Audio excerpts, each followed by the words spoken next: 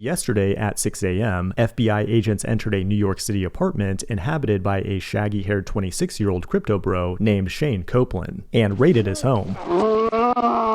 The feds are not too happy with him right now because he runs a website called Polymarket that allows users to buy futures contracts about the outcome of world events, like will the US confirm aliens exist, will there be a monkeypox pandemic, is Taylor Swift pregnant, and who will win the 2024 presidential election. It sounds like a cool website. The only problem is that it's still very illegal in the United States. Contrary to popular belief, this is not a free country where you can just place bets in unregulated markets. Polymarket doesn't actually offer services to US customers, but it was still highly influential and highly accurate in the 2024 election, and that has the mainstream media and their pollsters seething because it was supposed to be a historically tight race. So tight. The company made the following statement: "This is obviously political retribution by the outgoing administration against Polymarket for providing a market that correctly called the 2024 presidential election." But there's a lot more to this story, and in today's video, we'll try to figure out why the feds are going after Polymarket. It is November 14th, 2024, and you're watching the Code Report. The first thing we need to understand is how websites like Polymarket work. It's not the only player in this game. Robinhood also let you invest in the future outcome of the election, but its biggest rival is Kalshi, which actually got regulatory approval for US customers to make wagers. But these companies don't work like a Vegas sportsbook, where a central odds maker sets two sides of a bet to profit on the spread between them. Instead, Polymarket works more like derivatives or stock options in financial markets. The actual odds are determined on a continuous basis as money flows into each side of the trade. If more money flows into red, the odds go up and the potential payout goes down, and vice versa. Then users can buy and sell shares to profit or lose money on the outcome. This results in a real-time stream of what people actually believe will happen in the future. It's a perfectly efficient free market, at least in theory. When it came to the 2024 presidential election, it handled over $3.6 billion in trading volume. What's unique about Polymarket is that all bets are settled using smart contracts via Polygon, which is a sublayer of the Ethereum network. It's actually one of the few Web3 applications that delivered on all the hype from a few years ago. However, an investigation by Fortune magazine found that about 1/3 of the trading volume showed signs of market manipulation, where shares were bought and sold simultaneously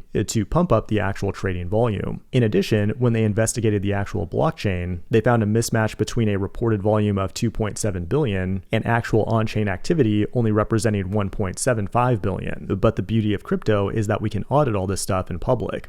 Furthermore, in January 2022, Polymarket was fined $1.4 million by the Commodity Futures Trading Commission for a variety of violations, like failing to register as a swap execution facility. At the end of the day, though, if you wanted to know the outcome of the election in advance, Polymarket was a much better guide than the mainstream media. The company itself has raised over $70 million and is backed by Peter Thiel, and even has Mark Cuban as an investor, who also said their election odds were worthless, although he may have been under the influence of copium. One thing's for sure though, the crypto markets love the outcome of this election. Bitcoin just eclipsed $90,000, and now that Elon is in charge of the Department of Government Efficiency, the likelihood of any new harmful crypto regulation is extremely low. And Trump has even pledged to pardon crypto bros like Ross Ulbricht, who have been thrown in prison for life. In fact, you can even buy shares on Polymarket for that event. But now that brings us to the question, why was Shane Copeland raided? They seized all of his electronic devices, and I would speculate the feds are looking for evidence that he was complicit in letting US citizens break laws, like betting on Polymarket. But if he was also actively encouraging it, then he could be in major trouble. Like maybe they open up Telegram and find a message to his grandma that tells her how to use a VPN, then create a crypto wallet, then buy USDC, then transfer it to your anonymous wallet, then transfer it to Polymarket to make illegal investments on his website. That would be bad, but I'm not implying him or his grandma of any wrongdoing. But another theory on the internet is that he's being arrested for election interference. All the other betting markets had similar odds, but the reason the feds might hate Polymarket is, for one, that it's a crypto community,